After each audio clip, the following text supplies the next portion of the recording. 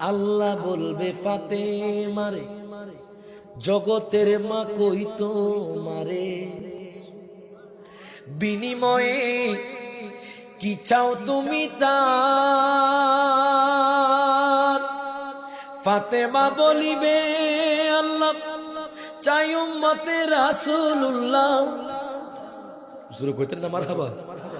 ফাতেমা বলিবে আল্লাহ চাই উম্মতে রাসূলুল্লাহ, বাবার উম্মত দেও বেহেশত মাজার। মারহাবা কো।